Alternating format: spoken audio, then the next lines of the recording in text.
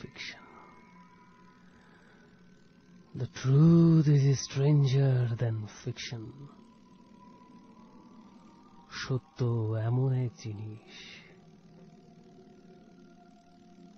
যা কল্পনাকেও হার মানায়। আমাদের চারপাশে এমন অনেক কিছু ঘটে,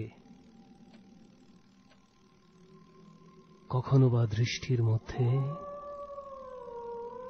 কখনো বা দৃষ্টির আড়ালে।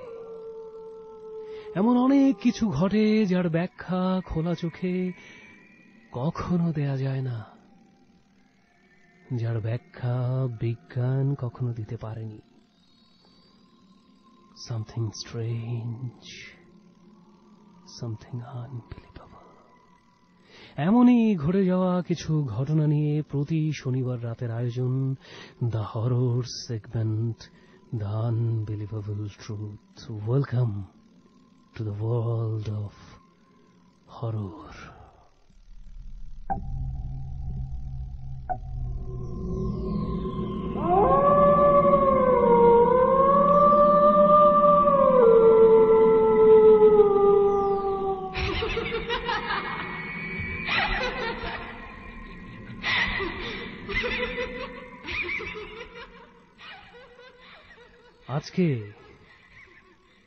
আজকে যে ঘটনাটি আমি আপনাদেরকে শোনাতে যাচ্ছি, এই ঘটনাটি পাঠিয়েছে আমাদের এক বন্ধু মামুন, মাধবীলতা 90 সেল থেকে।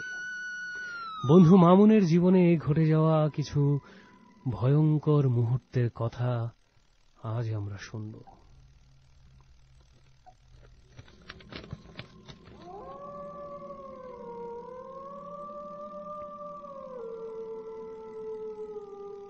তখন আমার বয়স কত হবে, যেমনটা বলছিল মামুন আমাকে, 10 বা 12 হবে। একবার স্কুল বন্ধ থাকায় সবাই মিলে যাই নানু বাড়িতে। নানু বাড়ির যে জায়গাটাতে আমরা গিয়েছিলাম তার নাম হচ্ছে মহিচাল।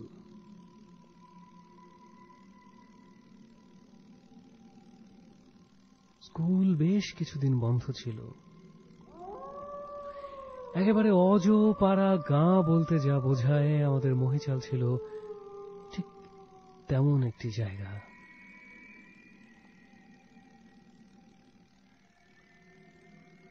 বিশাল বিশাল সবুজ ঘন গাছ, সেই গাছের মাঝখান দিয়ে এঁকে বেঁকে রাস্তা, দুপাশে ধানি জমি। গ্রামে গিয়ে প্রথম যখন নামলাম, কেমন যেন লাগছিল সেই সময়টা। অদ্ভুত এক নীরবতা, নিস্তব্ধতা চারপাশ। হঠাৎ করেই সামনে একটা লোক দেখে একেবারে আঁতকে উঠলাম। পুরো মাথায় জট, বড় বড় জট।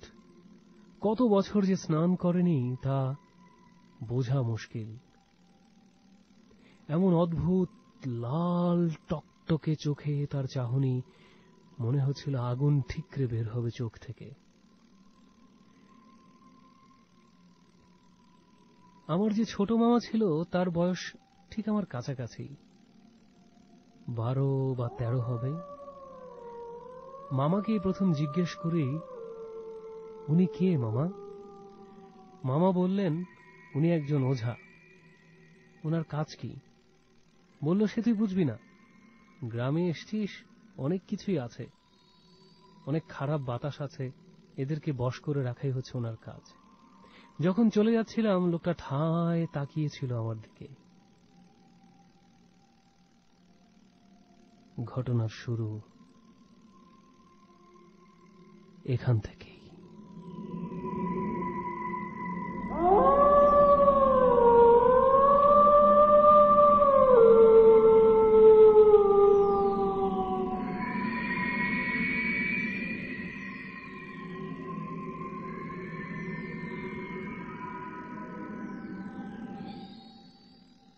সেদিন ছিল হাটবার। হাটে কে যাবে কে যাবে কে যাবে, কিন্তু বাড়িতে যাওয়ার মতো কেউই ছিল না। মা আমাকে বলল, তুই তো বড় হয়েছিস, শহরে তো অনেক মার্কেটে গিয়েছিস, যা গ্রামের হাট থেকে বাজার করে আনতো। আমিও একটু ক্রেডিট দেখানোর জন্য রাজি হয়ে গেলাম। ছোট মামাকে বললাম, মামা চলো হাটে যাই। কিন্তু মামা তখন ফুটবল খেলতে যাবে। আমি বললাম, তুমি যাবে না আমার সাথে? বলল, না, আমি এখন মাঠে যাব খেলতে। মনে মনে ভাবলাম, থাক, না যাক, একাই যাই, একা গিয়ে হাট করে আসি, একটা ক্রেডিটও পাওয়া যাবে। যেমন ভাবনা ঠিক তেমনই চলে গেলাম মহিচালে বাজার করতে। তখন দুপুর গড়িয়ে গেছে। গ্রামের হাটগুলি হয় খুব তাড়াহুড়োর মতো, ধুমধাম করেই সব শেষ হয়ে যায়। তাই এটা কিনো সেটা কিনো এমন কিনতে কিনতে কিনতে কিনতে কখন যে দুপুর গড়িয়ে বিকেল গড়িয়ে সন্ধ্যা হয়ে গেছে বুঝতেই পারিনি। হাট থেকে আমাদের বাড়ির দূরত্ব বেশ খানিকটা, আর পুরো রাস্তায় পায়ে হেঁটে আসতে হয়। যখন রওনা দিয়েছি হাট থেকে, ততক্ষণে সূর্য প্রায় অস্ত চলে গেছেই বলা চলে। লাল একটা আভা শুধু ছড়িয়ে আছে দিগন্তের একেবারে শেষ প্রান্তে। হাতে বাজারের ব্যাগ নিয়ে আমি হেলে দুলেই হাঁটছিলাম। বেশ খানিকটা পথ আসার পরে একটা ছাড়া বাড়ির মতো জায়গা আছে। যতটুকু শুনেছি, এই বাড়িতে কোনো মানুষ থাকে না। গ্রামে যারা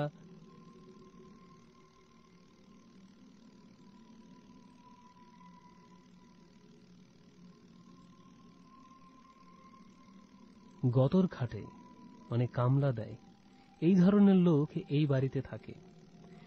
সারাদিন কাজ করে এরা সন্ধ্যা বা অনেক রাত করে এসে শুধু ঘুমায় এই বাড়িতে। বড় অদ্ভুত এই বাড়িটা। ততক্ষণে চারপাশে অন্ধকার নেমে এসছে। আমি যখন বাড়িটার বেশ কাছাকাছি চলে আসছি, হঠাৎ করে খুব অদ্ভুত একটা জিনিস চোখে পড়ল। অসাধারণ অপরূপ সুন্দরী একটা মেয়ে ড্যাব ড্যাব করে তাকিয়ে আছে আমার দিকে। এত সুন্দরী মেয়ে আমি ঢাকা শহরেও কখনো দেখিনি। হঠাৎ করেই খটকা লাগলো, এই জায়গাতেই মেয়ে আসলো কোথা থেকে? মেয়েটা ঠিক রাস্তার মাঝখানে দাঁড়িয়ে আছে।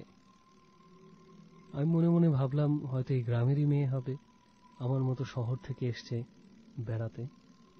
একটু সাহস নিয়ে বললাম, এই মেয়ে, যাও বাড়ি যাও, সন্ধ্যা হয়ে গেছে দেখছো না? মেয়েটা আমার কোনো কথার উত্তর দিল না, ঠিক তেমনি করে ড্যাব ড্যাব করে তাকিয়ে রইল আমার দিকে। আমি মনে মনে ভাবলাম, একই যন্ত্রণা, যাচ্ছে না কেন? বেশ খানিকটা দূরত্ব থেকেই আমি আবার বললাম, এই মেয়ে, যাও বাড়ি যাও। কিন্তু পরক্ষণে এই খুব অদ্ভুত একটা ঘটনা ঘটে গেল। হঠাৎ করে এই মেয়েটা খিলখিল করে হাসতে শুরু করলো। ঠিক কিছু বোঝার আগেই মেয়েটা আমার চারপাশে একটা চক্কর দিল, আর এমন অদ্ভুত ভাবে হাসছিল, আমি খুব অবাক হলাম। এমন করে হাসছে কেন মেয়েটা? এই ভর সন্ধ্যাবেলা এমন করে কেন হাসছে মেয়েটা? এই মেয়ে, এই মেয়ে, হাসছো কেন? যাও বাড়ি যাও।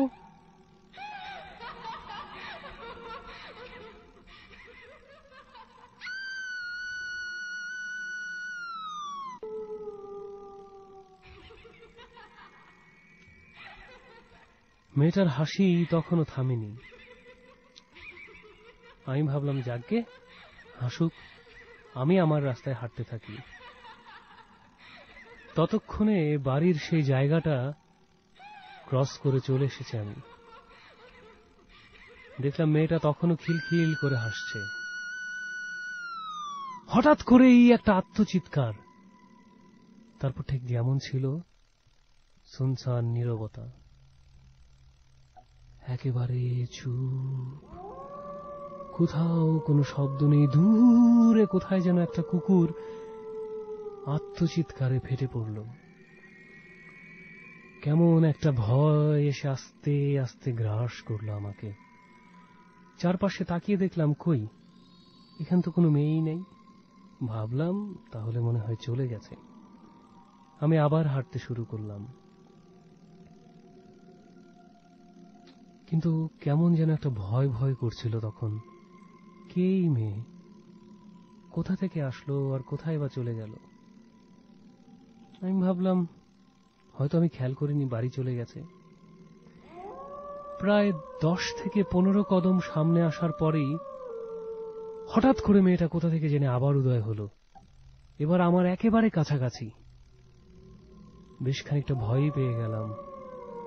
ভালো করে যখন মেয়েটার দিকে তাকালাম, দেখলাম সেই অদ্ভুত হাসি, সেই অদ্ভুত দৃশ্য, সেই চারপাশ গগন বিদারিত করে খিলখিল করে হাসছে মেয়েটা। আমি এবার দ্রুত পিছনে চলে আসলাম। এই মেয়ে, কে তুমি? কোন বাড়িতে থাকো? এভাবে হাসছো কেন তুমি? যাও, বাড়ি যাও। কিন্তু এবার আর মেয়েটা বাড়ি গেল না। আবারও সেই গগন বিদারী আত্মচিৎকার, তারপর আবার নেই। মনে হচ্ছিল আমার পা আস্তে আস্তে সেই মাটির রাস্তায় দেবে যাচ্ছে। চোখের সামনে আমি হঠাৎ করে মেয়েটাকে দেখলাম উধাও হয়ে গেছে।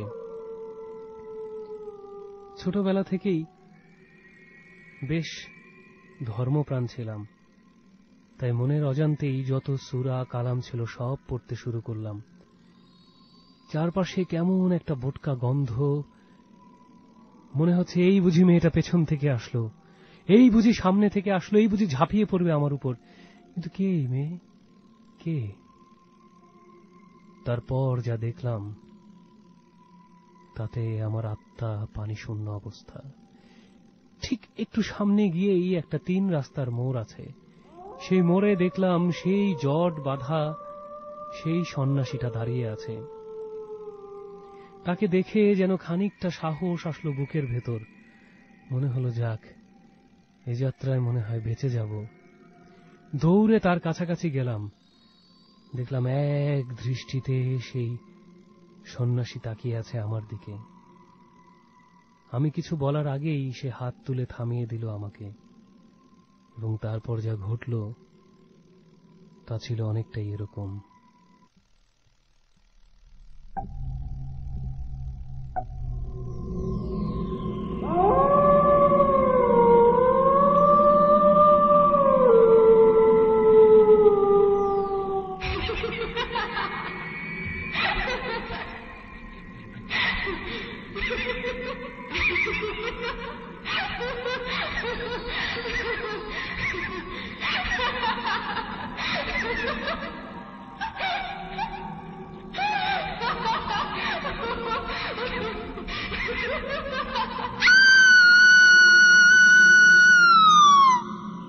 ওই, তুই আবার আইসস? আইসি। তুই জাগা, এখনই জাগা। না, যাবো না, আমি যাবো না।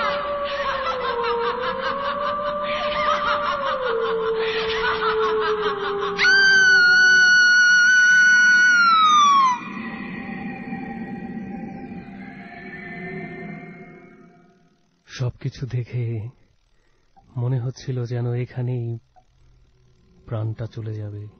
গগন বিদারিত করে এবার সেই মেয়ে চিৎকার করে উঠল। আস্তে আস্তে অবয়ব পরিবর্তন হতে থাকলো মেয়েটার। ভয়ে খামছে ধরলাম সেই সন্ন্যাসীর হাত। বললাম, আমাকে বাড়ি দিয়ে আসেন না। সে বলল, তোমার কোনো ভয় নেই, যাও, তুমি যাও। কিন্তু এর পরের রাস্তাটা ছিল আরো ভয়ঙ্কর। এতক্ষণ তো ক্ষেতের মাঝখান দিয়ে হেঁটেছি, কিন্তু এখান থেকে বাকি যে রাস্তাটা রয়েছে বিশাল ঘন জঙ্গলে ভরা, গভীর ঘন জঙ্গল। এই জঙ্গলের রাস্তা একা কি করে পার হব?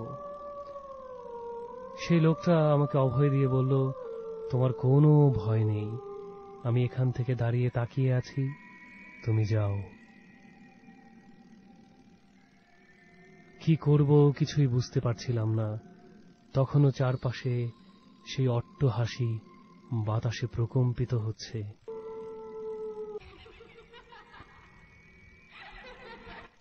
বারবার সেই একই কথা আমার কানে বাজতে লাগলো, তুই আবার আইছস? যমুনা, তুই জাগা, এখনই জাগা। যমুনা। আমি যাবো না।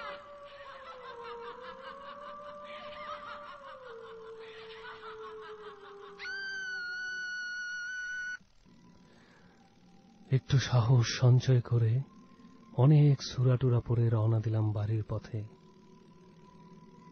ভাগ্যটা এতই প্রসন্ন ছিল, ঠিক যখন সেই জঙ্গলের রাস্তার কাছাকাছি আসি, দেখি ছোট মামা কোমরে হাত দিয়ে দাঁড়িয়ে আছে। এবার যেন বুকের ভেতরে জীবনটা ফিরে আসলো। বেশ রাগ হলাম। মামাকে বললাম, তোমার কাছে ফুটবল খেলাটাই বড় হলো মামা? এমন একটা রাস্তায় তুমি আমাকে একা ফেলে তুমি খেলতে যেতে পারলে? মামা বলল, বুঝলাম, চল বাড়ি চল। তারপর মামা তার একটা হাত আমার গলায় দিয়ে দিল। এখনো ঠায় মনে আছে, দুই মামা ভাগ্নে গান গাইতে গাইতে বাড়ির পথে আসছিলাম। মামা ভাগ্নে যেখানে, আপদ নাই সেখানে। জঙ্গলের রাস্তাটা পার হয়ে বাড়ির বেশ খানিকটা কাছাকাছি চলে এসেছি। তখনও মামা শক্ত করে আমার গলা ধরে আছে। যখন বাড়ির একেবারে কাছাকাছি চলে এসেছি, দরজার কাছে বলা চলে, মামা আমাকে বললেন, যা ঘরে যা। আমি বললাম, তুমি? মামা বলল, মাত্র মাঠ থেকে খেলে আসলাম, হাত মুখটা ধুয়ে আসি, তারপর আমি যাব ঘরে। আমি বললাম, মামা কলপার একা একা যাবে? আমি আসি তোমার সঙ্গে? মামা বলল, না, আসতে হবে না, তুই ঘরে যা। আমি বললাম, ঘরে যাব? তুমি একা যাবে কলপারে? মামা বলল, আরে তাতে কি হয়েছে, আর কোনো ভয় নাই, আমি আছি না, যা তুই ঘরে যা। এই কথা বলে মামা আস্তে আস্তে ঘুরে দাঁড়ালেন। তারপর আমি দেখলাম এক পা দুপা করে মামা কলপারের দিকে যাচ্ছে। আমি ভাবলাম, যাক, এবার তাহলে আমি ঘরের দিকে যাই।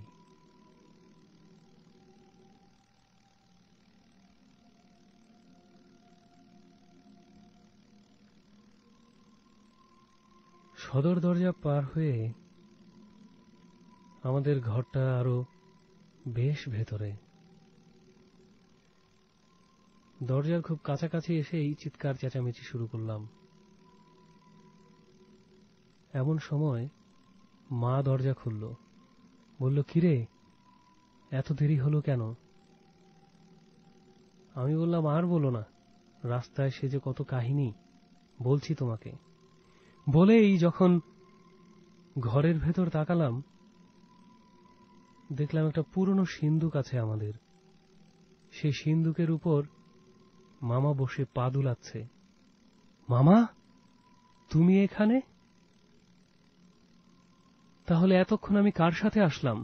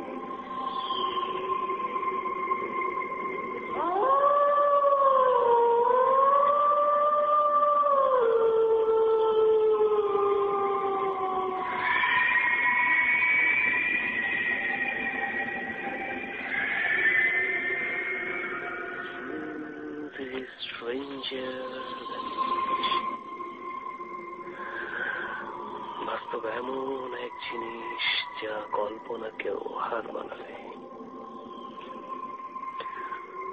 বাস্তব এমন এক সত্য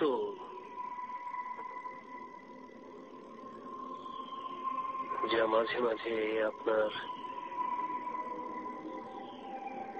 বিশ্বাসকেও নাড়া দিয়ে যায়। মানুষের জীবনে এমন অনেক কিছু ঘটে যার ব্যাখ্যা মানুষ সারা জীবনেও খুঁজে পায় না।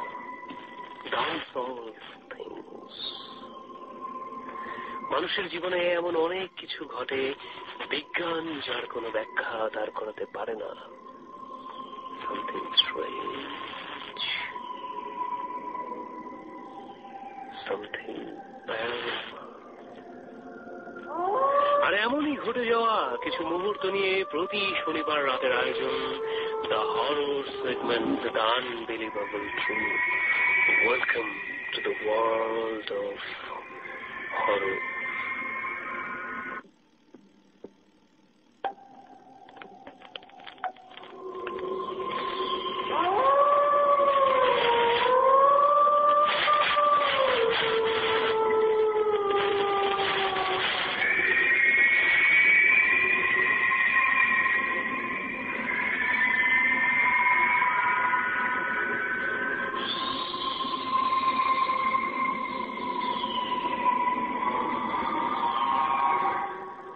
আজকে যে চিঠিটি আমি পড়ে শোনাতে যাচ্ছি, এই চিঠিটি পাঠিয়েছে মাদার টেক থেকে আমার বন্ধু রোকন। গোটা গোটা হাতের অক্ষরে রোকন লিখে জানিয়েছে তার জীবনে ঘটে যাওয়া কিছু মুহূর্তের কথা।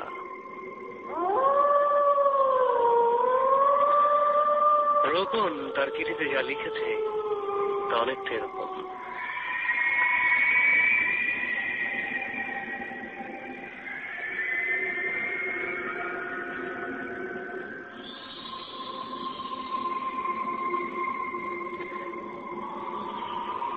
দাদা, আমাদের বাড়ি টাঙ্গাইলের কালীহাতিতে। বেশ কিছুদিন আগে আমার জীবনে এমন একটি ঘটনা ঘটেছে যা আমি কাউকে বলার সাহস পাইনি। হয়তো এই কারণে বলিনি, কেউ বিশ্বাস করবে না, কিন্তু আজ তোমাকে লিখে জানাচ্ছি।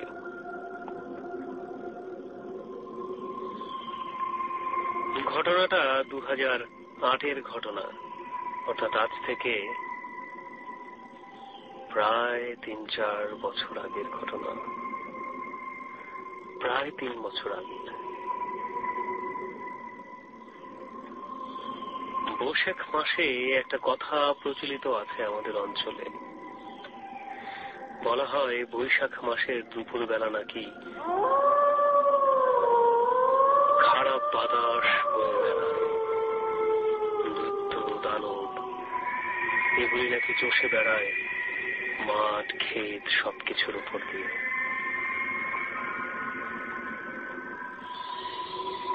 আমি তখন ঢাকা কলেজের ছাত্র। বৈশাখ গ্রামে করব বলে পহেলা বৈশাখের বেশ কিছু আগেই চলে যাই মার কাছে।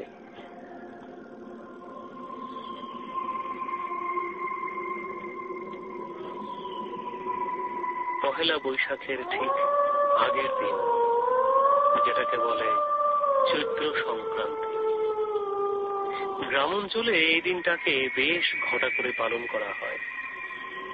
মা বললেন, রোকন, বাজারে যা।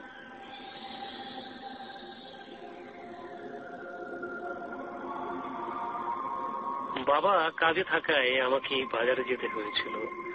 যথারীতি গ্রামের বাজার যেমন হয় ঠিক তেমনই, ছাড়া ছাড়া ভাবে কিছু দোকানপাট, তারপর এক জায়গায় সবজি, এক জায়গায় মাছ, এরকম বেশ খানিকটা রাস্তা হেঁটে যেতে হয় হাটে। হাটে গিয়ে মাথায় শুধু ঘুরছিল আগামীকাল পহেলা বৈশাখ, তাই ইলিশ মাছ পাওয়া যায় কিনা। আমাদের টাঙ্গাইলের ওই জায়গাটাতে ইলিশ খুব দুষ্প্রাপ্যই বলা চলে। ভাগ্যক্রমে সেদিন একটা বেশ বড় সাইজের ইলিশই পেয়ে গেলাম। কোনো হিসেব নিকেশ না করেই ইলিশটা কিনে ফেলি। এরপর বাজারে টুকিটাকি কিনতে কিনতে ঠিক তখন মধ্য দুপুর হয়েছে। দুপুর আনুমানিক 12:30 বা 1:45 মতো বাজে। মাথার উপর সূর্য প্রায় খাড়া অবস্থায় চলে এসছে। ঝকঝকে রোদের আলো, সেই আলোয় আমি পথ হাঁটছি, এক হাতে বাজারের থলি, আরেক হাতে একটি মাছ। আর ঘটনার শুরু এখান থেকে।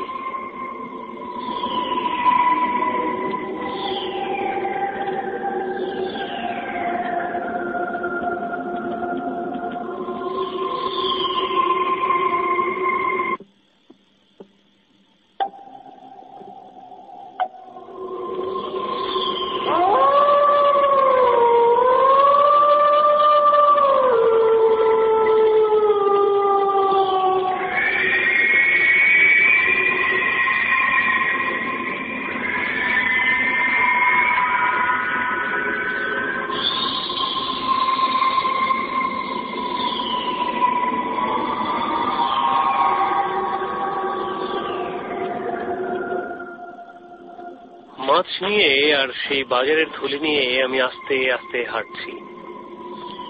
একটা সময় বাজার ছাড়িয়ে গ্রামের পথ ধরলাম।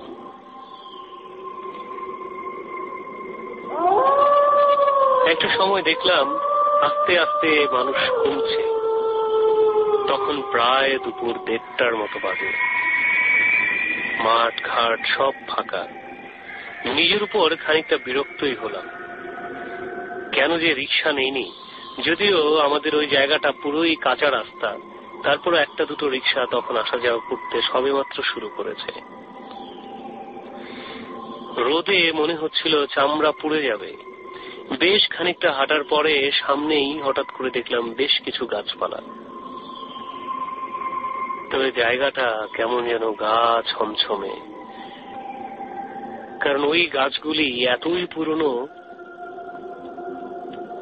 তা ঠিক বলতে পারবো না এখন কত পুরনো ছিল। ছোটবেলা থেকে এই গাছগুলিকে দেখেছিলাম। বুড়ো হতে হতে মনে হচ্ছিল বয়সের ভারে সব নুয়ে পড়েছে মাটিতে। আর বিশাল একটা জায়গা জুড়ে ছিল আমাদের গ্রামের একটি বট গাছ, ঠিক ওই জায়গার মাঝখানটাতে। ছোট ছোট বাচ্চারা এই বট গাছের ঝুলগুলিতে ধরে ঝুলতো, খেলা করত, কিন্তু সেই মুহূর্তে কাউকেই দেখলাম না। ভাবলাম একটু জিরাবো কিনা। হঠাৎ করে এই কেমন দমকা একটা গরম বাতাসের হলকা যেন বেয়ে গেল আমার সারা গা দিয়ে। নিজের ভেতর কেমন একটা ভয় আস্তে দানা বেঁধে উঠল। কেমন যেন মনে হচ্ছিল ভয়ের একটা শীতল স্রোত আমার পিঠ বেয়ে আস্তে আস্তে নিচে নেমে যাচ্ছে। এই ভর দুপুরে হঠাৎ করে কেন ভয় পেলাম কিছুই বুঝতে পারলাম না। পরে ভাবলাম না, বাড়ির দিকে হাঁটা দেই, মা হয়তো চিন্তা করছে, কারণ দুপুরের আগেই পৌঁছে যাওয়ার কথা আমার।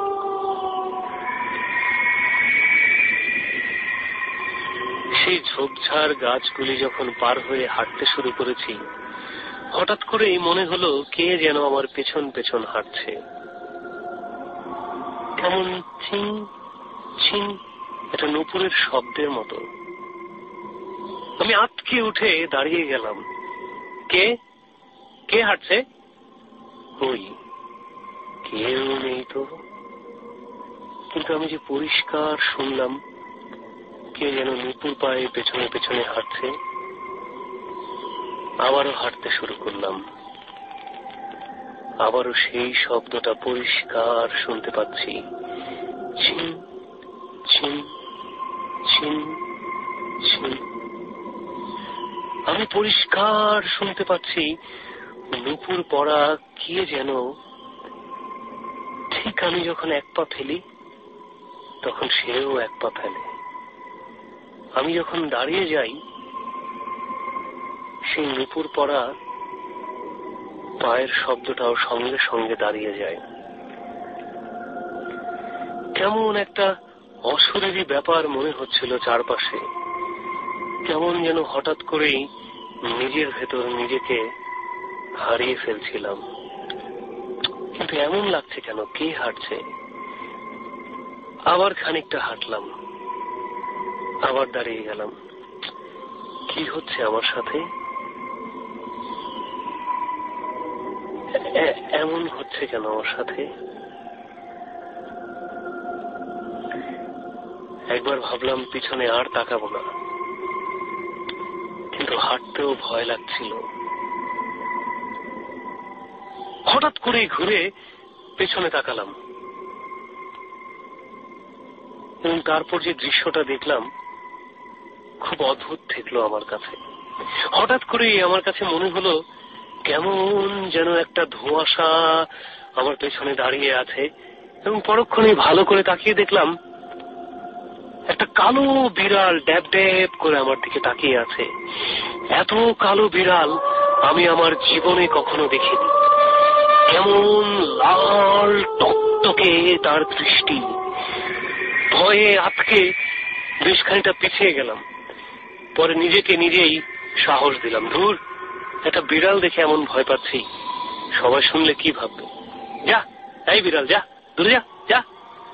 উমা, বিড়াল এক পাও নড়ল না, ড্যাব ড্যাব করে তাকিয়ে রইল আমার দিকে। কি যন্ত্রণা! পথ থেকে একটা ঢিল ছুঁড়ে নিলাম, নিয়েই ছুঁড়ে মারলাম বিড়ালের গায়ে। ওমা, বিড়ালটা তখনও রাস্তা থেকে নড়ছে না, কেমন ড্যাব ড্যাব করে তাকিয়ে আছে। এবার কেমন যেন ভয় করতে লাগলো। ছোট্ট একটা বিড়াল, অথচ ঢিল মারি সে নড়ছে না, আর এমন অগ্নি দৃষ্টি সেই বিড়ালের যে আমি ভাষায় প্রকাশ করতে পারবো না। ভালো করে তাকিয়ে দেখলাম বিড়ালটা এক দৃষ্টিতে আমার সেই মাছের দিকে তাকিয়ে আছে। এ কি যন্ত্রণা! কি করব, কি করব? ভাবলাম দৌড় দেই। যেমন ভাবা তেমনই কাজ। দিলাম দৌড়। চোখ নাক মুখ বন্ধ করে এক হাতে মাছ আর এক হাতে ব্যাগ, কিন্তু পরক্ষণেই গগন বিদারী এক হাসির শব্দ শুনতে পেলাম। সবকিছু ছাপিয়ে বৈশাচিক একটা হাসির শব্দ।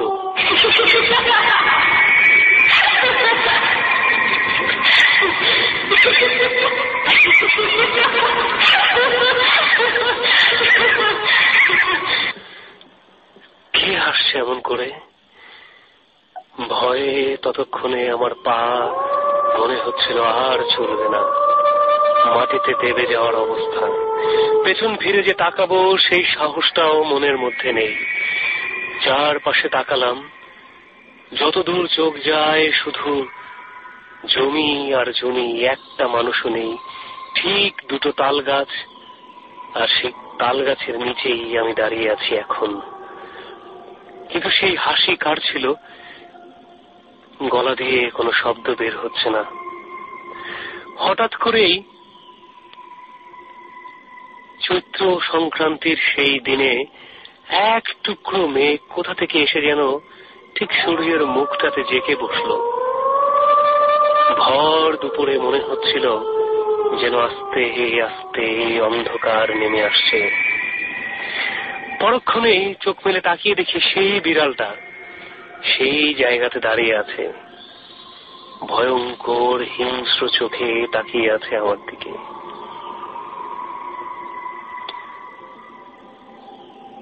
কেন জানি মনে হচ্ছিল কিছু একটা ঘটতে যাচ্ছে, যা হয়তো আমার কল্পনারও বাইরে। আমি গলা ফাটিয়ে চিৎকার করতে চাইলাম, কিন্তু গলা দিয়ে কোনো শব্দ বের হলো না। আমি সেই তাল গাছের নিচ থেকে দৌড়ে পালিয়ে যেতে চাইলাম, কিন্তু সেখান থেকেও নড়তে পারলাম না।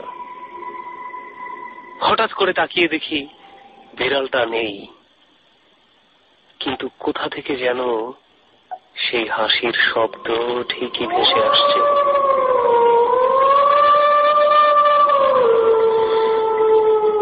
অদ্ভুত সেই পিচাসের হাসি, কিন্তু এই ভর দুপুরে কোথা থেকে হাসছে? কে হাসছিল এমন করে?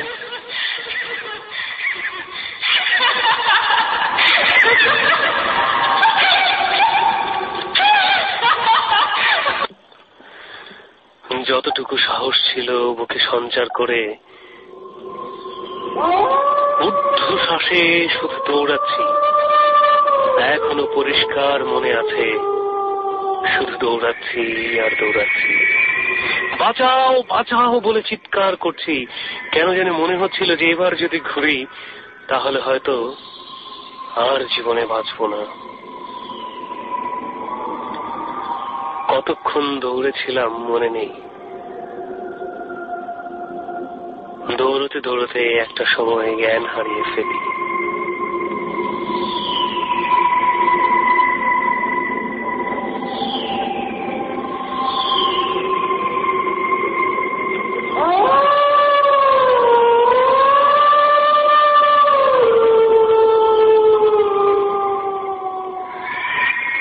এরপর যখন জ্ঞান ফিরে তখন আমি আমার মার কোলে। আমার মাথায় প্রচুর পানি দেয়া হচ্ছে, কিন্তু ভয়ে কিছু বলতে পারছিলাম না। মুখে তখন ফেনা চলে এসেছিল। যখন একটু স্বাভাবিক হই তখন মার কাছেই শুনলাম যে আমার হাতে ব্যাগ কিছুতেই ছিল না। যে ইলিশ মাছটা ছিল তার শুধু মাথাটুকুই অবশিষ্ট ছিল, আর একটি মাংস ছিল না ইলিশটার গায়ে, শুধু মাথার কাঁটাটা ছিল।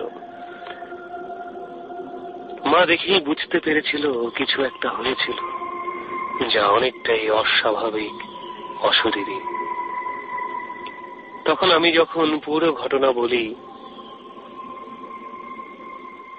তখন সবাই ভরকে না গেলেও মা প্রচন্ড ভরকে গিয়েছিলেন। তার পরপরই মসজিদ থেকে ইমাম সাহেব এসে আমাকে ঝেড়ে গলায় একটা তাবিজ বেঁধে দিয়ে যায় আর বলে যায় বাড়ি থেকে যেন সাবধানে যাই। পরবর্তীতে শুনেছিলাম ওই পথ দিয়ে যে কোনো মানুষই যদি কোনো মাছ এভাবে ঝুলিয়ে নিয়ে আসতো তাহলে সে সুস্থভাবে বাড়ি ফিরত না। কিন্তু হয়তো ভাগ্য অনেক বেশি ভালো ছিল বলে আমি সেদিন সুস্থভাবে ফিরেছিলাম, শুধু মাছটাই খেয়েছিল। তারপরে প্রচন্ড অসুস্থ হয়ে যাই। বাবা আমাকে ঢাকা হাসপাতালে ভর্তি করে। 3 মাস একটানা জ্বর ছিল আমার। এরপর আর আমাকে গ্রামে যেতে দেয়া হয়নি। এখন আমি নানু বাড়িতেই থাকি। নিচেরটি শেষ করে মাস্টার্সে পড়ছি। আর এই ছিল আমার জীবনে ঘটে যাওয়া পহেলা বৈশাখের ঠিক আগের দিনের ঘটনা। The truth is stranger than fiction. হয়তো আপনার বাড়িতেও এমনই একটি বিড়াল রয়েছে। আপনি ভালো করে জানেন তো এটা বিড়াল নাকি অন্য কিছু। হয়তো এই মুহূর্তে আপনার জানালার পাশেই চুপটি মেরে বসে আছে সেই বিড়ালটি। দেখুন তো, আপনার দিকে তাকিয়ে নেই তো সেই বিড়ালটি? হুজুরের প্রেক্ষাপটে চিত্রিত করুন। ভাবুন, এমন একজন ব্যক্তি যিনি জ্ঞান এবং নির্দেশনার জন্য সকলের নিকট সম্মানিত। এবছর পবিত্র লাইলাতুল বরাতের রাতে এই ঘটনাটি প্রথম তার কণ্ঠস্বর খুঁজে পেয়েছিল আপনাদের জন্য। কণ্ঠস্বর কেন বললাম? আসলে সেদিন রাতে এই ঘটনাটি আমি শুনেছিলাম আপনাদের মাঝে উপস্থাপন করার জন্য। ঘটনাটি যেন নিস্তব্ধ সুরে ফিসফিস করে রহস্যের পূর্বাভাসের বাতাস বহন করেছিল সেদিন। কোনো গল্পের মতো এই ঘটনাটি নিছক কোনো কল্পনার চিত্র নয়, বরং এমন এক সময়ের বর্ণনা যা সাধারণের সীমানাকে অতিক্রম করে। আমার বন্ধু সাকিব, তার দাদা এই করুণ ঘটনার একজন সাক্ষী। সাকিবের দাদা 4 বছর আগে সাকিবকে এই ঘটনাটি বলেছিলেন। সাকিব সেদিন তার দাদার দেখা এক অজানা ছায়া উন্মোচনের যন্ত্রণাদায়ক অভিজ্ঞতা আমাদের সাথে ভাগ করে নিয়েছিল। এখন ভাবুন যে এই ঘটনাটি ভূত.com যাওয়ার পথ খুঁজে পাচ্ছে তাদের জন্য যাদের অতি প্রাকৃতের প্রতি অতৃপ্ত ক্ষুধা রয়েছে। ঘটনাটি সাকিব তার দাদার ভাষাতেই বলেছিল আমাকে। আমি ঘটনাটি নিজের মতো পরিমার্জিত করে আপনাদের নিকট উপস্থাপন করছি। বলছে সাকিব তার দাদার ভাষায়। অধ্যায় 1, সাহায্যের জন্য করুণ কান্না।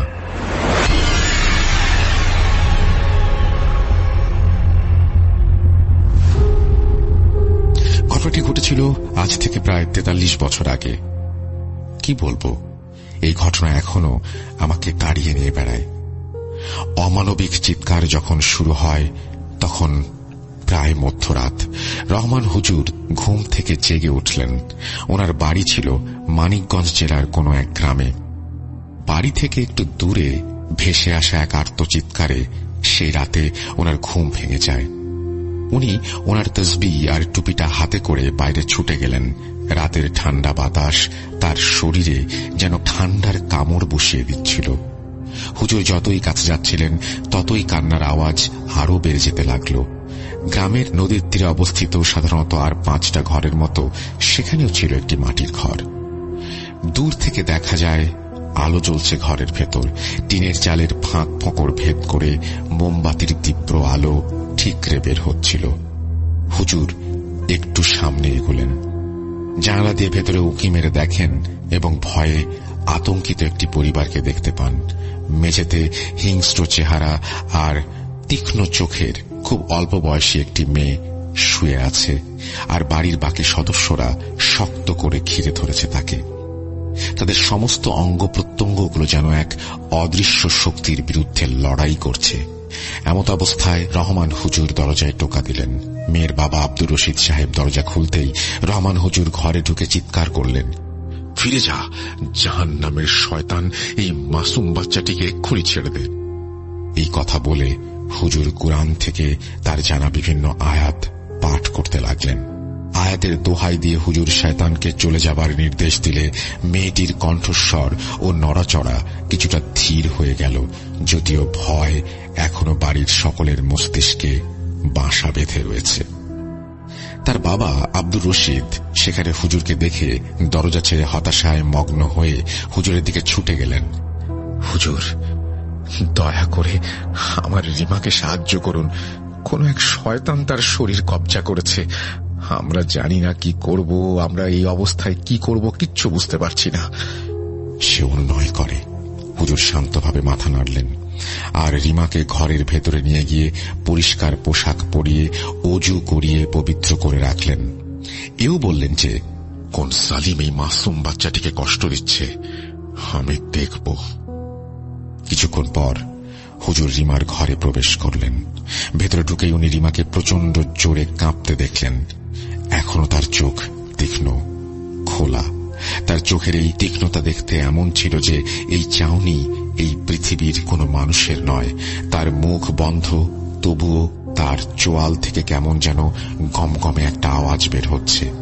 হঠাৎ অস্বাভাবিক চিৎকার দিয়ে সে বলল, পাঠানো হয়েছে। উপস্থিত তার পরিবারের সকলের মেরুদণ্ডের নিচে কাঁপুনি দিয়ে উঠল। হুজুর জিজ্ঞেস করলেন রিমার বাবাকে যে আসলে তার কি হয়েছে।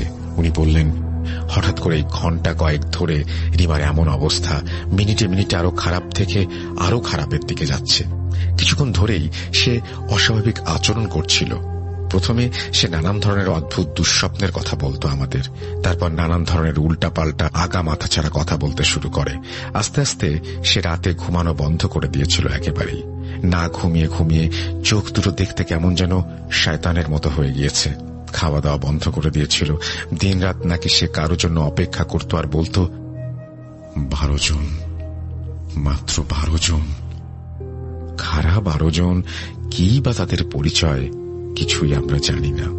রাত বিরেতে চিৎকার চেঁচামেচি করা থেকে শুরু করে নানাবিধভাবে পরিবারের সবাইকে আক্রমণ করা, আরো কত কিছু করে সে বলতো এগুলো নাকি একটা পরীক্ষা।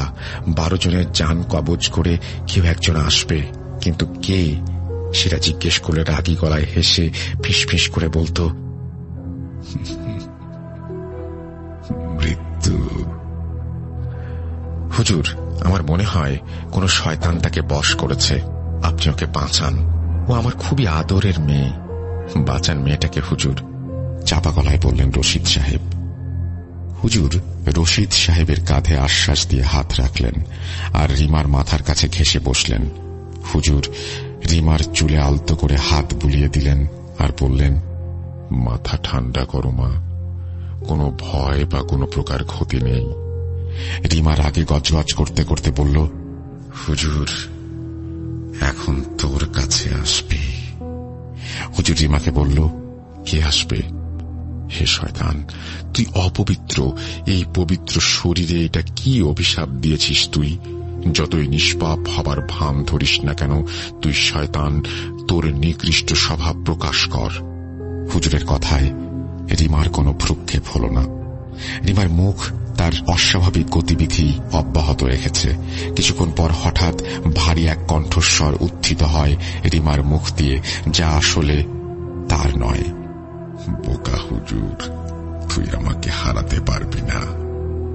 আমি জুলকারনাইন, আমি মালিক।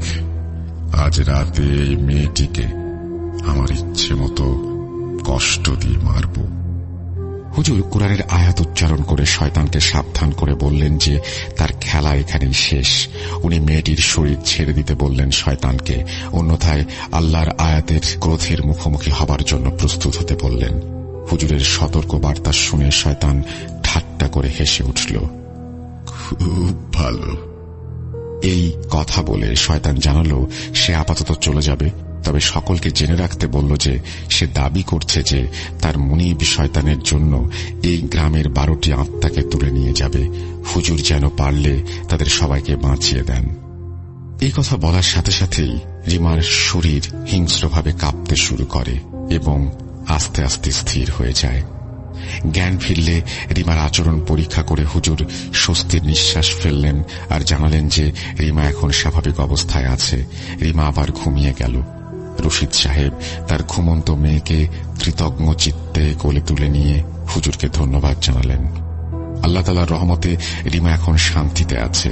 কিন্তু এই দুষ্টু জুলকারনাইন সে কে এবং কি বা তার অন্ধকার ভবিষ্যৎবাণী? হুজুর রশিদ সাহেবকে জানালেন যে আমাদের সময় নষ্ট করা উচিত নয়। আমাদের অবশ্যই অন্য গ্রামবাসীদের পরীক্ষা করতে হবে আর নিশ্চিত হতে হবে যে অন্য কেউ পজেসড হয়েছে কিনা। আরো কেউ কেউ এই শয়তানের শিকার হওয়ার আগেই শয়তানকে থামাতে হবে বলে জানালেন তিনি। উনি বুঝতে পারছিলেন যে এটা কোনো সাধারণ পজিশন কেস নয়, বরং এটি একটি সম্মিলিত ষড়যন্ত্র। একটা অশুভ ষড়যন্ত্রের আভাস পাচ্ছিলেন রহমান হুজুর। পরের দিন সকালে হুজুর রশিদ সাহেবকে নিয়ে বের হন। গ্রামের কোনো মানুষের মধ্যে উদ্ভট কোনো আচরণ দেখা গেছে কিনা সেই পরীক্ষা তিনি করছিলেন। রিমার মতো কেউ হুমকি পেয়েছে কিনা বা কোনো দুঃস্বপ্ন দেখেছে কিনা জানতে শুরু করলেন। এছাড়াও গ্রামে কেউ হারিয়ে গেছে কিনা সে বিষয়টিও দেখতে লাগলেন। গ্রামের এক গরিব পরিবার, গেরস্থ বাড়ি, মাঝবয়সী হাশেম মিয়ার বাড়ি। খুব ছোট একটা পারিবারিক খামার ছিল তাদের। ওনাদের পরিবারের খামারে পৌঁছে হুজুর তাদের দেখতে পান 18 বছরের ছেলে মাসুদ খুঁড়িয়ে খুঁড়িয়ে কাজ করছে। তার চোখ ফাঁকা এবং প্রাণহীন, ঠিক রিমার মতো। হুজুর মাসুদকে ডেকে বললেন, মাসুদ, শুনতে পাচ্ছ? মাসুদ হুজুরের কথার কোনো সাড়া দেয়নি, বরং সে তার কাজ অব্যাহত রেখেছে।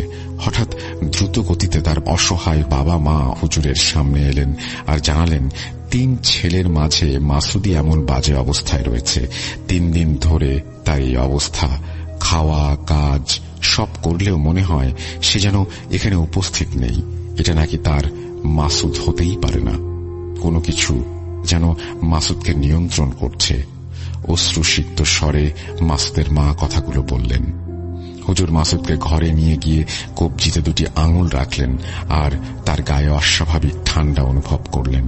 তার চামড়া যেন ঢিলে হয়ে গেছে। উনি মাসুদকে বেশ কিছুক্ষণ পর্যবেক্ষণ করলেন। সূর্যাস্তের মধ্যে তিনি আরো 9 জন গ্রামবাসীর অবস্থা দেখলেন ও পরীক্ষা করছিলেন।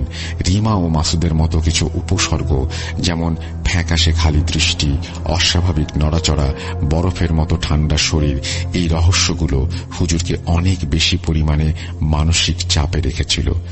জুলকারনাইনের ভয়ানক ভবিষ্যৎবাণী আসলে সত্যি না মিথ্যা সেটা জানার জন্য উনি মরিয়া হয়ে গিয়েছিলেন। এসব ভাবতে ভাবতে ক্লান্ত হয়ে হুজুর রাত্রি যাপনের জন্য তার বাসায় ফিরে আসেন। বাসায় ফিরে নামাজ আদায় করলেন এবং চিন্তা করতে লাগলেন। উনি বাইরে চাঁদের দিকে তাকাচ্ছিলেন। উনি দেখলেন চাঁদ ওঠার সাথে সাথে ওনার গ্রামটা যেন এক কালো অন্ধকারে ঠেকে যাচ্ছে। গ্রামের প্রায় সব বাসার জানালায় অনিয়মিতভাবে হ্যারিকেন জ্বলছিল। রাতের এই অন্ধকার যেন গ্রামটাকে আতঙ্কগ্রস্ত করে ফেলেছিল।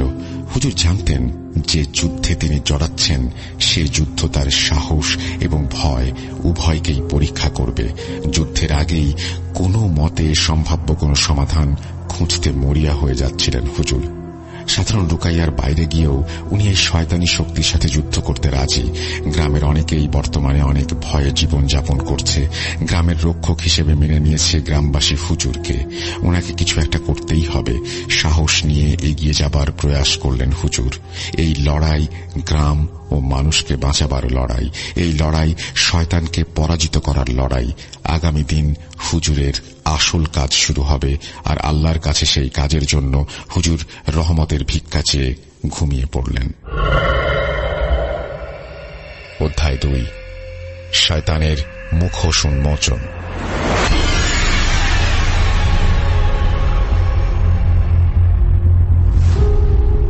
সেদিন গ্রামের ওপর আবার রাত নামল, আর সাথে রাত নামল আব্দুর রশিদ সাহেবের পরিবারের ওপর। আব্দুর রশিদ সাহেবের মেজ ছেলে অর্থাৎ আমি সেদিন রাতে হুজুরের বাসায় উপস্থিত হই রিমার জন্য। রিমাকে আবার শয়তান বন্দী করেছে। রিমার বাড়িতে যেন কবরস্থানের নীরবতা। হুজুরকে দেখে আব্দুর রশিদ সাহেব তাকে ভেতরে নিয়ে স্বাগত জানালেন। উনি জানালেন রিমা সুস্থ নেই, শয়তান এবার আরো শক্তিশালী হয়ে ফিরেছে। হুজুরের কাছে নিজের মেয়ের জীবন বাঁচাবার জন্য চেষ্টা করার প্রবল আশা ব্যক্ত করলেন রশিদ সাহেব। তিনি অনেক অনুনয় বিনয় করে হুজুরকে কথাগুলো বলছিলেন। হুজুর ইনশাল্লাহ বলে রিমার ঘরে গিয়ে দেখলেন আবছা বাতির আলোয় রিমা মেঝেতে কাতরাচ্ছে। তার ঠোঁট যেন ফেটে চৌচির হয়ে গেছে, মুখ দিয়ে ফেনা বের হচ্ছে, আর অস্বাভাবিক শব্দ তার গলা দিয়ে বের হচ্ছে। রিমা হুজুরের দিকে চোখ ফিরিয়ে তাকালে হুজুর নিজেকে স্থির করে আয়াত পড়তে লাগলেন। যেই আয়াতে আল্লাহর নাম ধ্বনিত হল বাতাসে। হ্যারিকেনের শিখা এখনো রিমার ঝাঁকুনিতে চেহারাকে হুজুরের সামনে প্রশমিত করছে। একটি বিদ্রুপের হাসি দিয়ে রিমা বলল, আপনি কি আমাকে এই তুচ্ছ মনে করেছেন? ভাবছেন আপনার এই দোয়া আমাকে আটকাতে পারবে? হুজুর বললেন, চুপ কর। এরপর হুজুর জুলকার নাইনকে তার ক্ষমতা ও ক্ষমতার উৎস প্রকাশ করতে বললেন। শয়তান জানালো যে সে তার ক্ষমতা প্রকাশ করলে এই মেয়ের কষ্ট হুজুর দেখতে পারবে কিনা। এই বলে জুলকার নাইন রিমার ওপর সম্পূর্ণভাবে ভর করে। রিমা কষ্টে কাতরাতে কাতরাতে বলে, এই বাড়িতে একটি তাবিজ স্থাপন করা হয়েছিল। জুলকার নাইনের পা এই গ্রামে রাখার জন্য। ধ্বংস করে দেবে সে সবকিছু, আর তাদেরকে যে আটকাতে আসবে তাকেও। হুজুর বাড়ির ভেতর তাবিজ খুঁজতে লাগলেন। হুজুর অনুসন্ধান করে একটি পুরাতন স্লেট খুঁজে পেলেন একটি দেয়ালের পেছনে, যেখানে নানান ভাষায় অনেক কিছু লেখা, কিছু চিত্র অঙ্কন করা। হুজুরের হাতে সেই স্লেট দেখে রিমা এক অপ্রত্যাশিত চিৎকার দেয় আর স্তব্ধ হয়ে পড়ে। প্রচন্ড কষ্টে সে অনেক জোরে জোরে নিঃশ্বাস নিচ্ছিল। রশিদ সাহেব তার মেয়েকে স্বস্তিতে কোলে তুলে নিলেন আর হুজুরকে পরীক্ষা করে দেখতে বললেন। হুজুর পরীক্ষা করলেন এবং তাবিজের উৎস খুঁজতে লাগলেন। হুজুর ভাবেন 12টি পজেশন কেসের কথা বলেছিল জুলকার নাইন, যার মাঝে খুঁজে পাওয়া গেছে 11টি। রিমা, মাসুদ ও আরো 9 জন।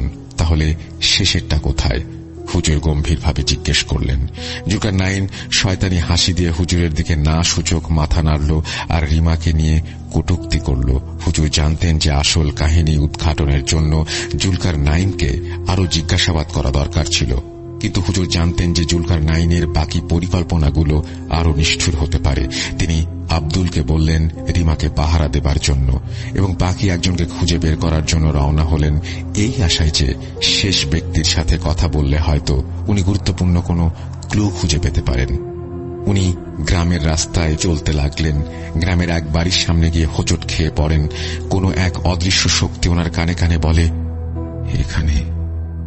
হুজুর মনের ভুল ভেবে উঠে গেলেন আর দেখলেন বাড়ির বাইরে মজিদ আর আয়েশা নামক দম্পতি ঝগড়া করছে। মজিদ তার বড় ছেলে মশিউরকে মারছিল। মশিউর হল বাকি 9 জনের একজন। এখানে বলে রাখা ভালো যে 12 জনের মাঝে সবার কথা আমার মনে নেই। যাদের কথা মনে আছে শুধু তাদের কথাই বলছি। হুজুর মশিউরের চেহারা দেখে থমকে যান। রিমা ও মাসুদের মতো একই চোখ ও চলাফেরা তার। ছেলেটার বাবা তাকে মারছে, তবুও ছেলেটার কোনো ভ্রুক্ষেপ নেই। হুজুর মজিদ সাহেবকে ধমক দিয়ে থামিয়ে দিলেন।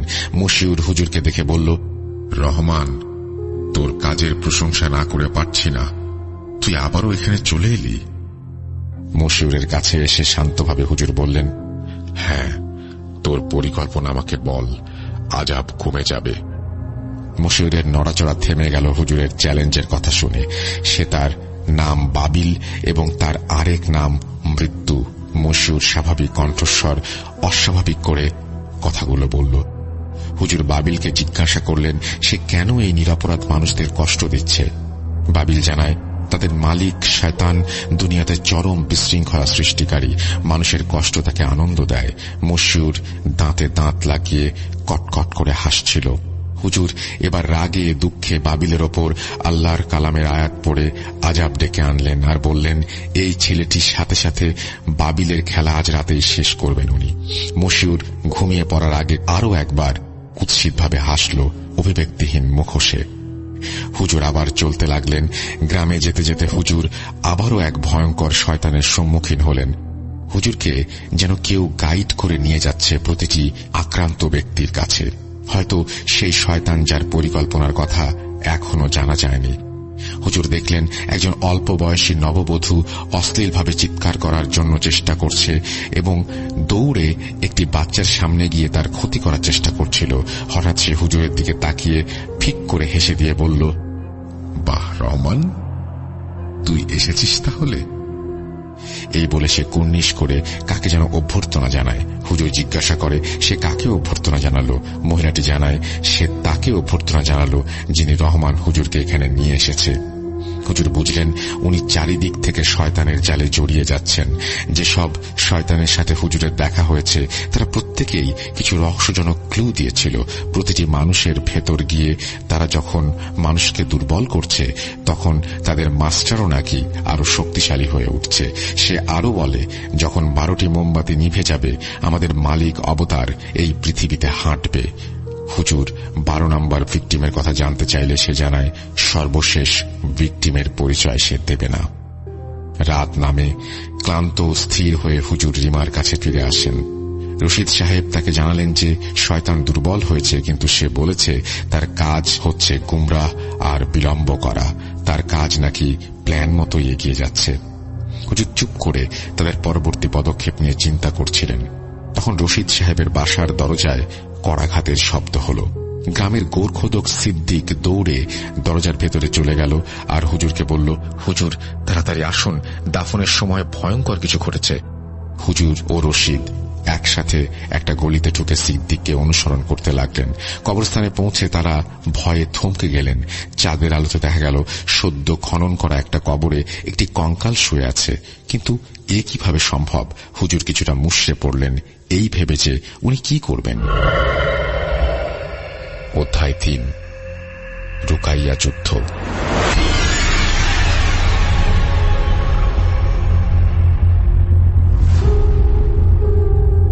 লাশ পচা দুর্গন্ধ হুজুরের নাকে এসে ঢুকে গেল।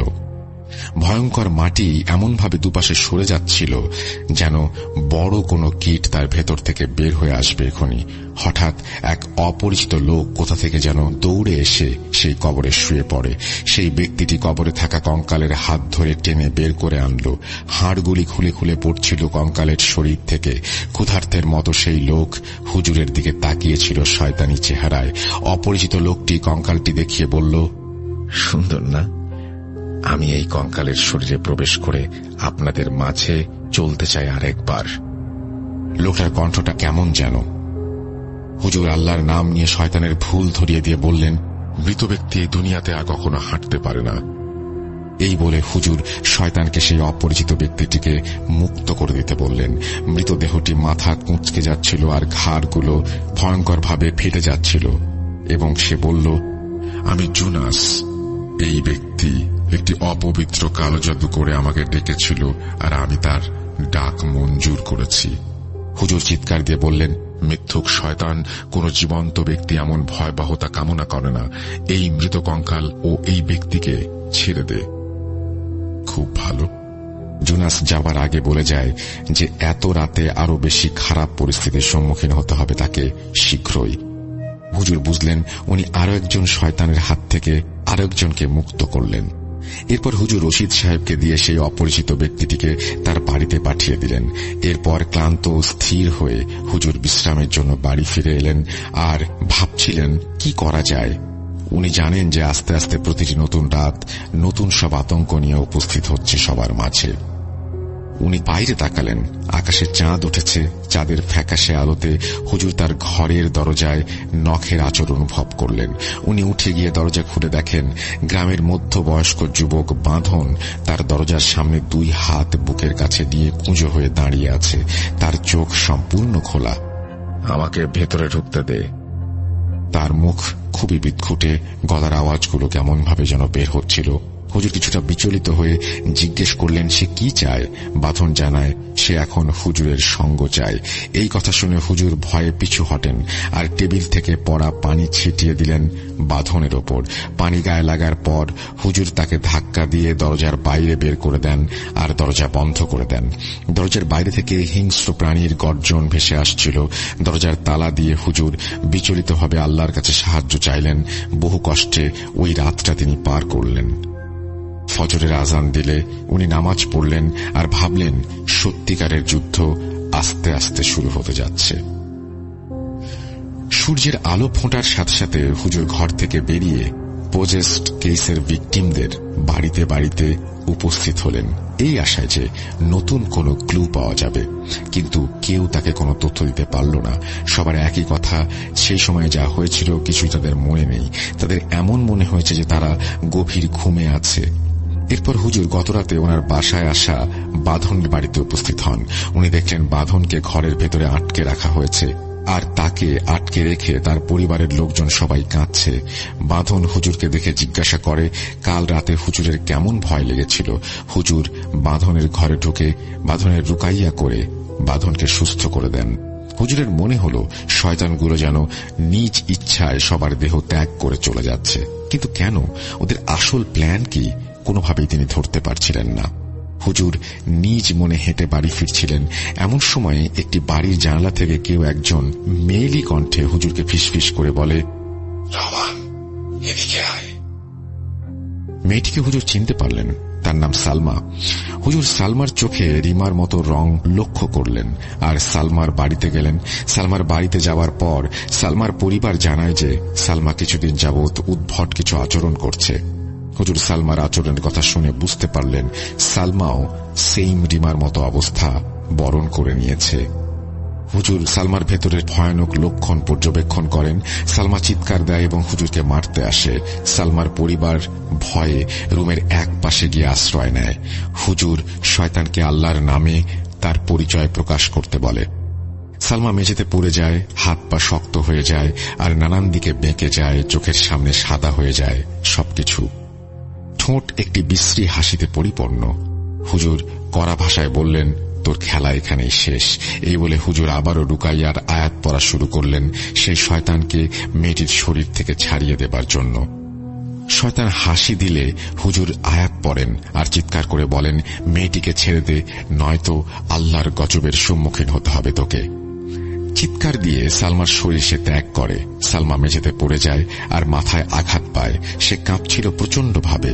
হুজুর সালমার চিকিৎসা করলেন এবং তার জন্য আল্লাহর কাছে দোয়া করলেন। হুজুর ভেবেছিলেন এই একটা বিজয় আসলে অস্থায়ী ছিল যতক্ষণ না প্রধান শয়তানের ওপর বিজয়প্রাপ্ত হচ্ছেন তিনি। সেদিন সন্ধ্যায় দিনের আলো প্রায় নিভু নিভু। এমন সময় হুজুরের মনে হল নানান রকমের ছায়া তার আশেপাশে ঘোরাফেরা করছে। সূর্যাস্তের পর রাস্তা এবং মাঠের মধ্য দিয়ে উদ্দেশ্যহীনভাবে হুজুর হাঁটছিলেন ও ছায়ামূর্তিগুলোর গতিবিধি বোঝার চেষ্টা করছিলেন। হাঁটতে হাঁটতে নদীর পাড়ে চলে আসলেন হুজুর। একজন যুবককে দেখতে পেলেন যে হাতে একটি কুড়াল নিয়ে বাতাসে দোলাচ্ছিল এবং বন্য জন্তুর মতো গর্জন করছিল। হুজুরকে দেখে সে বলল, কি রহমান, এখনো খুঁজে যাচ্ছিস তুই? আল্লাহর কালামের পবিত্র আয়াত উচ্চারণ করে হুজুর বললেন, এই ছেলের ভেতর যে শয়তান আছে উনি তার সাথে কথা বলতে চান। হুজুরের কথা শুনে যুবকের অস্বাভাবিক নড়াচড়া থেমে গেল আর তার চোখ দুটো চকচক করতে লাগল লালচে অন্ধকারে।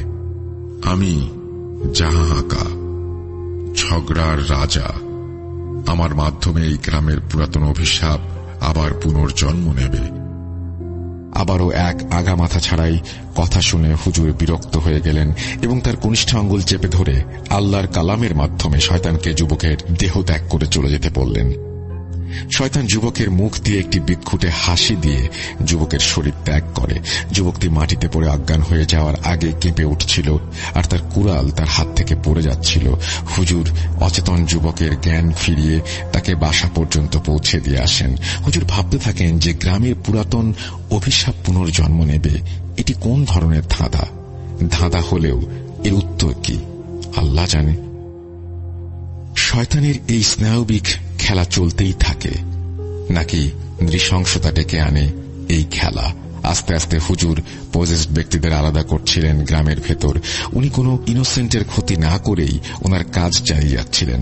সারা রাত রাস্তায় ঘুরে বেড়ান, ক্লান্ত শরীর। হুজুর সব খুঁটিনাটি এক করে বুঝতে চেষ্টা করেন। উনি বুঝতে চাচ্ছিলেন এই মানসিক দুনিয়ায় মানুষের আত্মাকে দুর্বল করে কোন মহাশয়তান, কি পরিকল্পনা তার। হুজুর বুঝতে পারছিলেন যে চূড়ান্ত লড়াই শুরু হচ্ছে খুব দ্রুত। অধ্যায় 4, পরিণতি।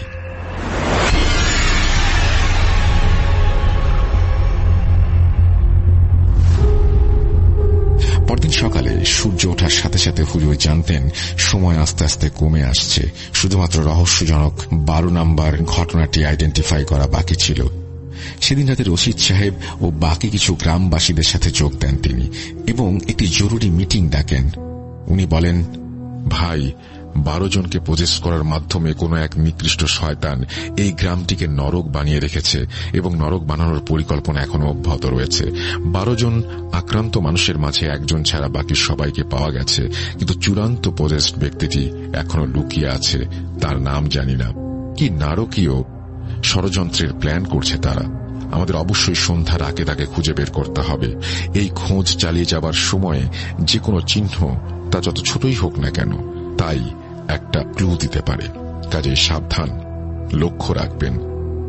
গ্রামের লোকেরা হতাশায় তাদের চোখ বন্ধ করে কাজে নেমে পড়ে। অনেক খোঁজার পরও তারা কোনো প্রকার ক্লু পায় না। সবাই হতাশাগ্রস্ত হয়ে পড়ে। আকাশ যেন অন্ধকার হয়ে গেল সবার জন্য।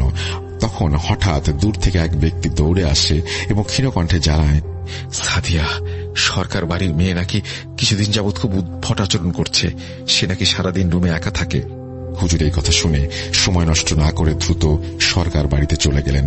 সরকার বাড়ির কর্তা মঈন সরকারকে হুজুর এতদিনের সব ঘটনা গুছিয়ে বর্ণনা করতে বললেন আর রিমার সিমটমগুলো বললেন। মঈন সরকার জানান এরকম সিমটম তার মেয়ের মাঝেও রয়েছে। হুজুর যেন তার মেয়েকে সাহায্য করেন আবেদন জানান মঈন সাহেব। মঈন সাহেব হুজুরকে নিয়ে সাদিয়ার রুমে প্রবেশ করেন। মধ্যবয়সী সাদিয়া নিঃশব্দে একটা দুর্গন্ধযুক্ত মরা ইঁদুরের দিকে তাকিয়েছিল। হুজুরের মনে এক ভয়ানক অনুভূতির সৃষ্টি হয়। হুজুর সাদিয়াকে জিজ্ঞেস করলেন যে সে হুজুরের কথা শুনতে পাচ্ছে কিনা। হঠাৎ তার মাথা হুজুরের দিকে ঘুরালো। ফ্যাকাশে চোখ দিয়ে পানি ঝরছিল। চেহারার বাম পাশে ঘন কালো কিসের একটা দাগ। সাদিয়া বলল, বাহ বাহ বাহ, রহমান, শেষ পর্যন্ত আমাকে খুঁজে বের করেই ছাড়লি। যাই হোক, ভুল করছিস আমাকে খুঁজে। তোর প্রশ্ন হবে আমার নাম কি, কেন এসেছি, তাই তো? তবে শোন, আমার নাম কামিরা। তোর সর্বনাশের মালিক আমি। সাদিয়ার আওয়াজ যেন কেমন গম্ভীর হয়ে যাচ্ছিল। হুজুর বললেন, তোর সবকিছু শেষ এখানে। হুজুর গর্জে উঠলেন আর চিৎকার করে আল্লাহর নামে রুকাইয়া করতে শুরু করলেন সাদিয়ার দেহ ত্যাগ করানোর জন্য। কামিরা উন্মাদের মতো সাদিয়ার মুখ দিয়ে কথা বলছিল। সে জানালো যে দোয়া পড়ে তাকে হুমকি দেয়া হচ্ছে, সেই দোয়া কোনো কাজে আসবে না, কারণ এখন নাকি অনেক দেরি হয়ে গেছে। সে জানায় মধ্যরাতের জন্য সে কিছু রিচুয়াল প্ল্যান করেছে, যার মাধ্যমে তাদের ওস্তাদ শয়তানের আচার অনুষ্ঠানের মাধ্যমে পূর্ণ মহিমায় এই দুনিয়ায় আবার অবতরণ করবে। তার দুনিয়ায় আসাটা কেউ নাকি ঠেকাতে পারবে না। মঈন সাহেব মেয়ের এই অবস্থা দেখে কাঁদছিলেন আর হুজুরের কাছে তার মেয়েকে বাঁচানোর জন্য অনুরোধ করছিলেন। হুজুর জানতেন যে সর্বশেষ যুদ্ধ বিজয় করেই উনি একমাত্র এই মেয়ে আর গ্রামকে বাঁচাতে পারবেন। ঘরের মাঝে চাঁদের আলো প্রবেশ করছে, এমন সময় হুজুর সাদিয়ার মুখোমুখি হন। উনি সুর করে কোরআনের বিভিন্ন আয়াত পড়তে থাকেন, যা শুনে সাদিয়া মাটিতে লুটিয়ে পড়ে এবং তার মুখ দিয়ে ফেনা বেরিয়ে যায়। উপস্থিত সবাই আল্লাহর নাম নিচ্ছিল।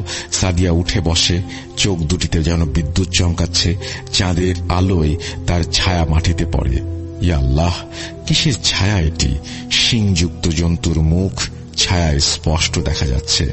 সাদিয়া চিৎকার করে ওঠে আর কামিরা তার নিজের রূপে ফিরে আসে। তাবিজ এবং আয়াতকে অস্ত্র বানিয়ে হুজুর কামিরার সাথে রহস্যময় যুদ্ধে যুক্ত হলেন। শয়তান ও হুজুরের এই দ্বন্দ্ব উপস্থিত সকলের মনে এক অজানা ভয়ের সঞ্চার করে দিচ্ছিল।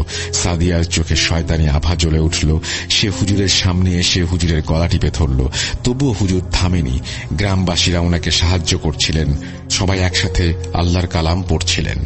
সাদিয়া চিৎকার দিয়ে ভেঙে পড়ল। হুজুরকে মৃত্যুর থেকেও খারাপ জীবনের হুমকি দিয়ে কামিরা সাদিয়ার দেহ ত্যাগ করে। সবাই স্বস্তির নিঃশ্বাস ফেলল। লড়াই শেষ। কামিরা তার শেষ রিচুয়াল করে যেতে পারেনি। সকলের মুখে যে একটু একটু করে হাসির ঝলক ফুটে উঠল। গ্রামের লোকেরা যখন আনন্দ করছিল, তখন হুজুর নাকি কিছু জিনিস অনুভব করলেন। উনি ওনার ভেতরে কেমন যেন একটা অন্ধকার অনুভূতি দেখতে পাচ্ছিলেন। কামিরা যেন তার কাজ সম্পূর্ণ করে গেছে বলে মনে হচ্ছে। হুজুর হঠাৎ এমনভাবে মাটিতে পড়ে দাপাদাপি করছিলেন যে ওনার শরীরে আগুন জ্বলছে বলে মনে হচ্ছিল। উনি হঠাৎ উঠে দাঁড়ালেন। হঠাৎ ওনার হাত একদম উল্টে গেল। গ্রামবাসীরা ভয়ে ছোটাছুটি শুরু করল। হুজুর চাঁদের আলোতে দাঁড়ালেন। ইয়া আল্লাহ, এ যে সাদিয়ার ছায়ার মতো শয়তানের ছায়া। শেষবারের মতো হুজুর কিছু একটা বললেন। না, এটা হতে পারে না, এই বলে উনি নিজের শ্বাস রোধ করলেন। আস্তে আস্তে হুজুরের চেহারায় লম্বা ঘন একটা কালো দাগ ফুটে উঠতে শুরু করল। চোখ ফ্যাকাশে হয়ে গেল, ঠোঁট ফেটে গেল। হুজুর শয়তানি হাসি হেসে বললেন, বোকার দল, তোরা ভেবেছিলি আমার কৃতদাসের পরাজিত করে আমাকে থামিয়ে দিবি? এরপর হুজুর বললেন, কামিরার ফাইনাল রিচুয়াল সফল হয়েছে। আমি এখন এই দুনিয়ার মাঝে আবার হাঁটছি, তোদের কথিত রক্ষাকর্তা রহমানের শরীরের মাধ্যমে। যাকে রক্ষাকর্তা ভাবছিস তার শরীরে আমি। কিভাবে এলাম ভাবতে থাক, আজ থেকে আমার রাজত্ব শুরু। এই বলে হুজুর জানালা দিয়ে লাফ দিয়ে পালিয়ে যান। গ্রামের লোকেরা স্তম্ভিত হয়ে গিয়েছিল এই ঘটনা দেখে। তারা বুঝতে পারল যে কোনো এক জঘন্য শয়তানকে পরাজিত করতে গিয়ে তার অনিচ্ছাকৃতভাবে শয়তানের হাতেই নিজেকে সঁপে দিতে হয়েছে। সবাই ভয়ে ভয়ে সরকার বাড়ি ত্যাগ করে চলে যান। শেষের রাতের দিকে সূর্য উঠল গ্রামে। দিনটি যেন এক আজাবের দিন। হুজুরের শয়তানি হাসি এখনো প্রতিধ্বনিত হচ্ছে ক্ষতবিক্ষত বাঁশঝাড় জুড়ে। জানি না এই ঘটনা নতুন কোনো ঘটনার সূত্রপাত করেছিল কিনা বা এরপর কিছু হয়েছিল কিনা, তাও জানা হয়নি। এই বলে সাকিব তার দাদার বলা ঘটনাটি শেষ করলেন। কেমন লাগলো ঘটনাটি অবশ্যই জানাবেন। যদি একটু ভালো লেগে থাকে তবে আমি নিজেকে ধন্য মনে করব। সকলের সুস্থতা কামনা করে আমি মোহাম্মদ সাবিত আলম আজ বিদায় নিচ্ছি। আবারও কথা হবে নতুন কোনো সপ্তাহে, নতুন কোনো এপিসোডে। আল্লাহ হাফেজ। এই বলে তিনি তার ঘটনা শেষ করেছেন। আশা করছি তার ঘটনাটি আপনাদেরও ভালো লেগেছে। যদি ভালো লাগে অবশ্যই আমাদের জানাবেন, ভালো না লাগলেও আমাদেরকে জানাবেন। আমরা চলে যাব আমাদের পরবর্তী ঘটনায়।